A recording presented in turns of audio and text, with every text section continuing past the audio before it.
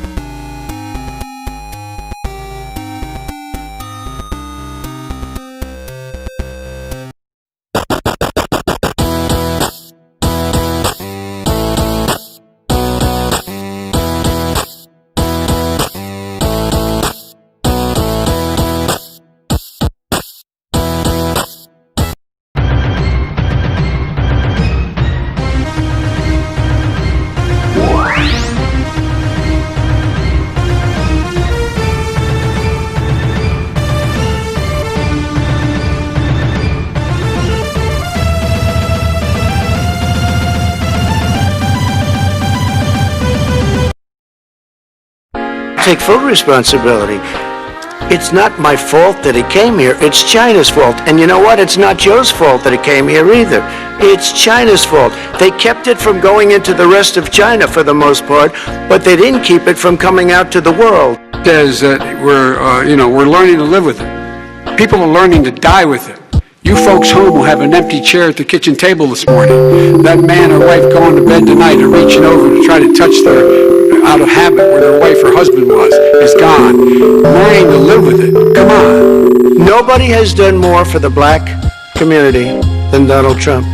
And if you look, with the exception of Abraham Lincoln, possible exception, but the exception of Abraham Lincoln, nobody has done what I've done. Abraham Lincoln here is one of the most racist presidents we've had in modern history. He pours fuel on every single racist fire. I'm the least racist person in this room. He's been in government 47 years. He never did a thing except in 1994 when he did such harm to the black community. And they were called, and he called them, super predators.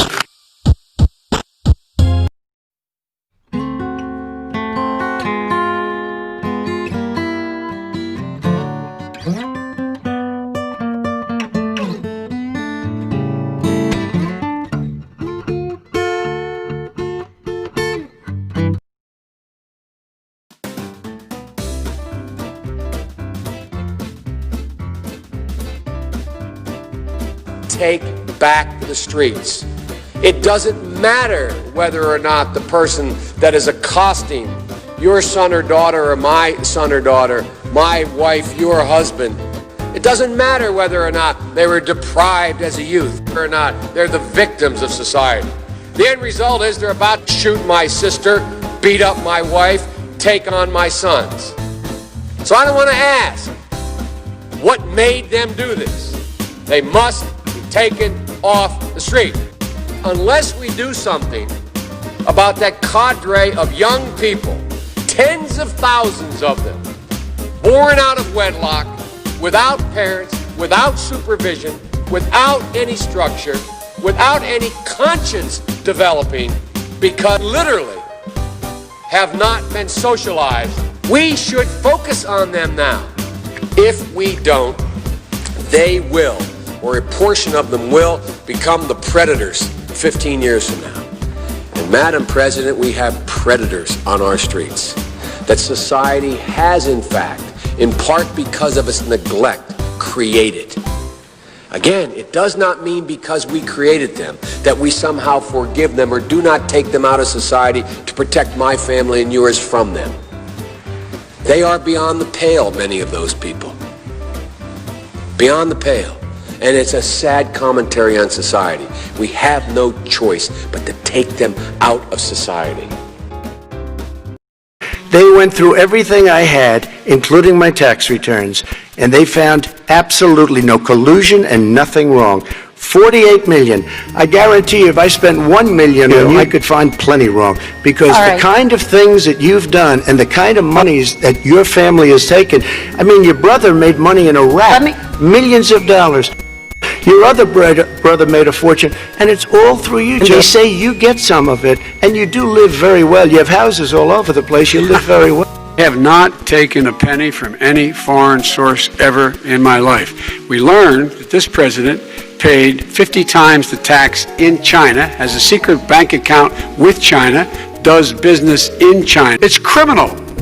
It's criminal. No one should be going to jail because they have a drug problem. They should be going to rehabilitation, not to jail. We should fundamentally change the system, and that's what I'm going to do. But why didn't he do it 4 years ago? Why didn't you do that 4 years ago, even less than that? Why didn't you? You were vice president. You keep talking about all these things you're going to do, and you're going to do this. But you were there just a short time ago, and you guys did nothing. We did. You know, Joe, I ran because of you. I ran because of Barack Obama, because you did a poor job. If I thought you did a good job, I would have never run.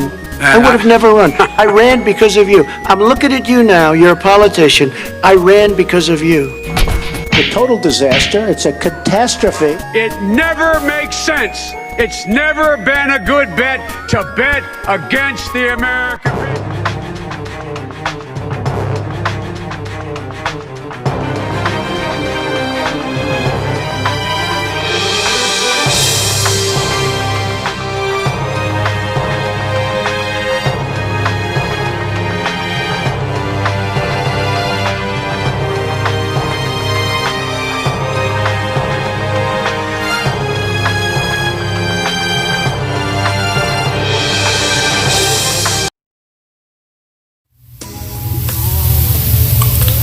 '20 has been a crazy fucking year. Let's keep it a buck. Between Kobe's mysterious death, Kung Flu, George Floyd's death, Breonna Taylor, Ahmaud Arbery, and the subsequent riots as a result of this sudden uptick in police shooting and violence during the pandemic and quarantine. After a fairly quiet 2019, hundreds if not thousands of businesses have closed, many of them for good. Others trying to retain a semblance of normalcy, while a quarter of the country is without jobs or income, all because of the resultant shutdown. It is hard to believe that all of this happened in only 9 months. If that wasn't the most contested presidential election since I guess the last one in 2016. It seems Democrats haven't learned their lesson from the disastrous campaign of Hillary Clinton, which to me brought pandering to an all-time high towards black people. Who could forget that I carry hot sauce in my pocket? Hot sauce in my bag. Really? Yes. Hot sauce. I got hot sauce in my bag. Hot sauce. Hot sauce in my bag? I got hot sauce in my bag. Really? Yes. Hot sauce. Hot sauce in my bag. Hot sauce. I put that on everything. I put that on everything. Question, but I tell you, if you have a problem figuring out whether you're for me or Trump, and you ain't black. That Clinton made during an interview with the fake black media, a cringeworthy attempt at pandering to blacks with a reference to a line from a Beyonce song, Lemonade. This time, after an entertaining Democratic primary, instead of picking a young gay mayor, a Hawaiian native woman plus veteran, a middle-aged black male senator who looks 30, and a Jamaican Hindu woman plus former prosecutor to lead the party and represent diversity of the Democratic Party and ultimately the diversity of the country. Supposedly this election is going to be a result, right, of Trump's perceived or conceived or contrived racial division, right, and bigotry that everybody says. A white man a year older than Trump politics as her parents was in high school nearly 50 years ago, with a legislative history that includes being against desegregation of schools in the state, also known as busing, going against the party, which was going against at the time the party's civil rights platform, and sponsoring some of the most draconian crime bill ever that admittedly targeted young black men. Not only did he sponsor it, but the nickname of it is Biden's Law. He still refuses to this day to apologize for it, saying, "I wrote the damn bill." They want me and you to believe that the electorate that represents Black Lives Matter movement and is increasingly moving to the far left, out of all young, vibrant, diverse candidates to choose from, they chose Biden to represent them. It's pretty laughable. This is Biden's third attempt at the White House bid. And boy, after being vice president, serving under our first black and skin-only president, you would think Biden would be sensitive to black issues and familiar how to approach the community with dignity, unlike Clinton last election. But no, he dusted off her dusty playbook of pandering, even kicking it up a notch, and also being a gaffe machine that he's famously known for. Biden made several questionable statements towards black people, including questioning the blackness of blacks who dare to consider not voting for him, and insulting the intelligence of black people who unquestionably been loyal to the Democratic Party as lacking an ability to think for themselves. Yet, despite all of this in his record in office, blacks not only support Biden as a majority, but black media figure basically nigga-splained his comments and ignored and refused to hold him accountable for them, or his abysmal legislation record, knowing damn well that the average black person isn't privy to that information, isn't looking for it, just hoping that they will associate him with Obama. Meanwhile, the left-controlled media has stooped so low to outright lie on the President Trump and take all his comments out of context in order to paint him to be a racist, while ignoring the fact that he has done a lot of great things for blacks despite total opposition from nearly everyone around him. I've never seen a politician treated so disrespectfully, especially a president. Even his own party, at least half of the Republican establishment, with the likes of Senate Majority Leader Mitch McConnell, who, for instance, refused to push through bills like an emergency stimulus package, which the House-led Democrats kept filling up with unnecessary pork to their dismay. Like money for airline companies, or money for the post office, which grossly overpays its employees anyway, compared to other private companies that do nearly the same thing. Speaking of the House, Speaker Pelosi, who is another old decrepit white person who blacks seem to think is a friend of theirs, has been the most obstructionist towards Trump, spending all her time and efforts trying to undermine the president, with false allegations and hearings like an impeachment for baseless rumors that was proven false before the hearing even began. She's the reason that the second stimulus package didn't get passed, because of the extra pork that she refuses to get out of there, knowing damn well the Republican-led Congress wouldn't pass it. Even after Trump put aside his ego, which is a rare moment for the president, and asked to just put low amounts on the pork to get it passed and get it to struggling Americans, she refused, citing that the airlines need cash, although they're fully insured for the lack of business due to crisis or natural disaster. I don't endorse any candidate. I'm a president of war. I'm in exile in my own land, as in Dr. King said. This government is a sham. I'm just a reporter. I call it how I see it, and I give two fucks about feelings or party loyalty, or even loyalty to, I guess, my race. Do you have a problem getting President Donald Trump out of your mind? Do you say things such as, "He's not my president," and "Orange man bad"? Do you find yourself screaming at your television when the president gives a speech or addresses the nation? Then you may be suffering from a serious disease known as TDS or Trump derangement syndrome. You're not alone. About 40% of the United States populace suffers from TDS, and it affects Black Americans at alarming numbers. Almost 75% of blacks are suffering from the worst symptoms of it. But now there's help. From the makers of Megasil, the cream for megatitis, comes Trumpernol.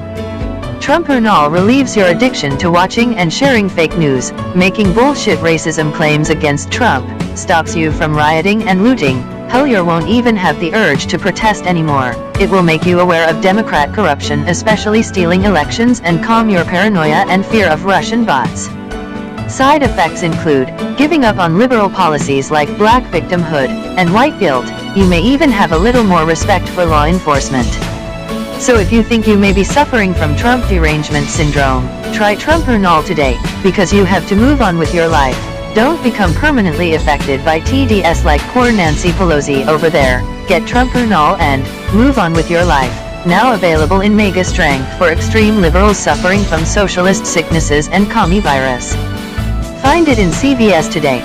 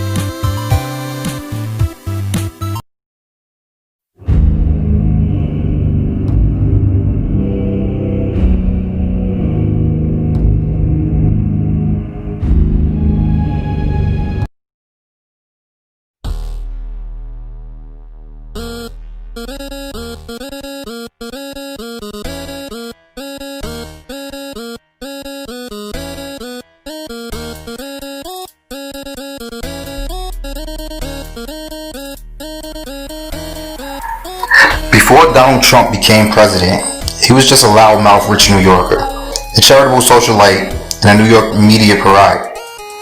To New Yorkers, we know him well as he never missed an opportunity to chime in on high-profile events in New York. And in 1989, Central Park rape case was no different.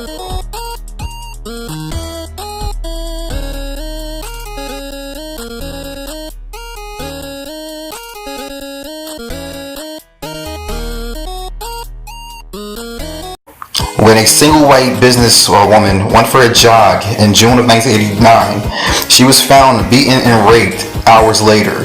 The city was outraged, and the besieged white population, which at the time was becoming the minority, was feeling threatened.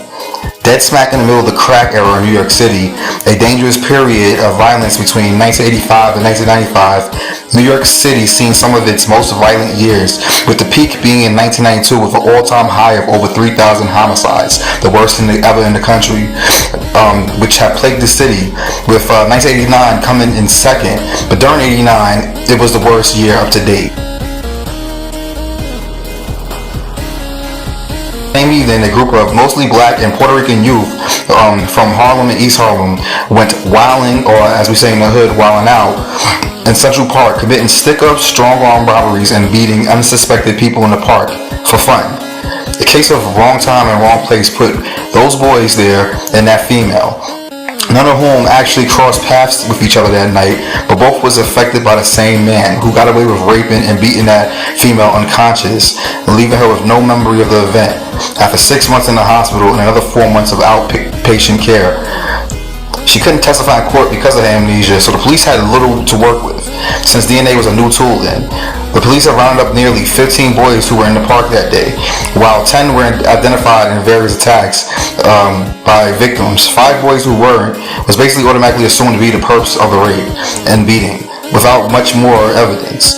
In an election year for city mayor, Ed Koch, who was the mayor throughout the 80s in New York City and quasi-liberal policies were being blamed for the crime and violence, was pressured by residents and the press to deal with swift justice. One of those residents was a 40-year-old Donald Trump, who was taking out an opinion piece criticizing the city's administration for being soft on crime, and echoed the sentiment of most New Yorkers at the time. And after the same pressure Koch received was applied to the NYPD and Manhattan DA Linda Fairstein, both rushed to botch investigation and throw those boys in jail for attempted murder and rape. Donald Trump wasn't a politician, but he may have thought about running and perhaps wrote that piece as a heartfelt but obvious political stunt for publicity. But even though his language echoes nearly the same as Biden's crime bill speech, he separated decent and black Hispanics and compared them to whites all the same, something that Biden didn't do. Like Biden, he never implicated race by name, although there was code words that we know that whites use, and he wasn't a politician with power to affect the case.